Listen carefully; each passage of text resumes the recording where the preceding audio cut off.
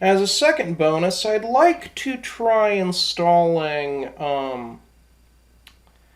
the Windows Terminal editor from inside the App Store. See if it can launch the Ubuntu shells better, give me some better editing features. So let's take a look. Windows Terminal. All right, let's see.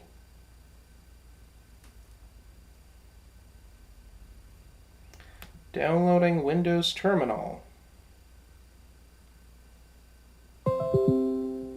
Okay, fine, pin to start.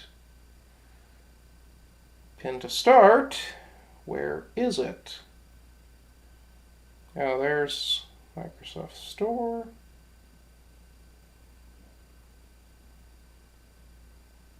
Okay. I don't, oh, there it is. Wait, hold on, that's PowerShell. Windows Terminal. Okay, well, it's a terminal. Okay. Ubuntu. All right. Okay, we have multi-touch open and close. And scrolling is actually correct. It's not this insane down scroll. Let's see what the what some of the features are here. I don't care about the colors. Rename tab is interesting. Ubuntu 1, I guess. Okay. But what are the settings of this thing? Okay, those are colors. Again, I don't... Wait, what happens if I change it? Okay, those are the colors of the tabs. Which is nice. I'm not gonna downplay that. Being able to change those if you have like 20 of them open is reasonable, but how do I change the settings of this thing? Okay. Windows Terminal Preferences.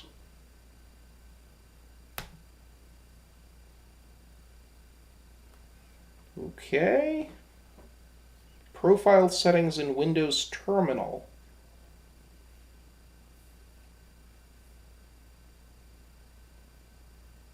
Oh, drop-down settings. Okay.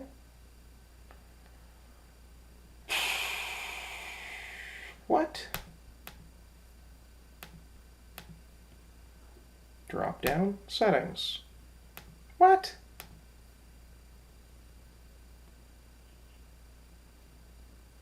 When setting starting directory of your installed WSL distributions, open up and use, okay, starting directory. Okay. Windows Terminal. Settings. More apps. Oh, it's a notepad file. Well then.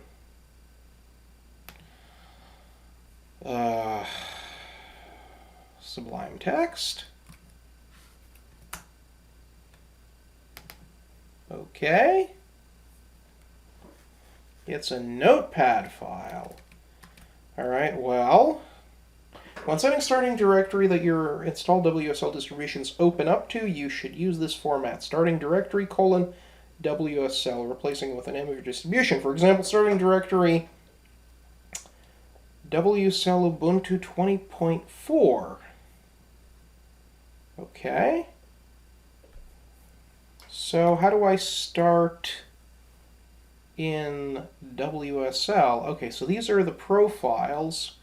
PowerShell, command line, Ubuntu, schemes. Okay, I can set some key bindings.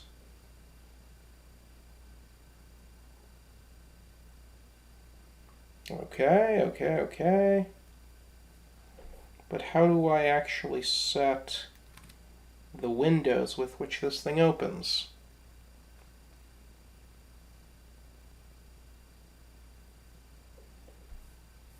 Let's see. Starting directory. Defaults, profile objects. Okay, 1 second. Let's pause while I take a look around this thing. Okay, so as it turns out, there are two useful settings to know inside of this Windows terminal, which are the following. So it's this JSON file that configures it. Two things that are important to know is the default profile, and that's the profile that it launches in, which in my case I wanted it to launch in Ubuntu.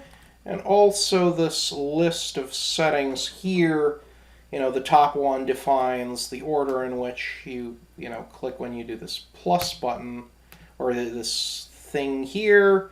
When you click this plus button, it actually launches the profile at the top of the list, I guess, or the default profile, one of the two. And also the order that they come up in is based on the order in the list. So that's useful. There's a bunch of stuff apparently online about the Windows terminal. You can customize your colors and your fonts and your background, etc., etc., etc. But anyhow, this looks like a reasonable shell. Let's see. Let's try applications, idea, bin, blah, blah, blah, slash bin slash idea .sh no hop and blah blah blah, copy that, launch it, and by the way, let's do subl.bash rc, and let's see, alias idea equals to that. IDEA has a launch script of some kind that you can use to open files with, but whatever, I usually use Sublime to do that. But anyway, so here's IntelliJ IDEA, launched from Ubuntu. These fonts might need some work. Let's look at that quickly. JetBrains Mono.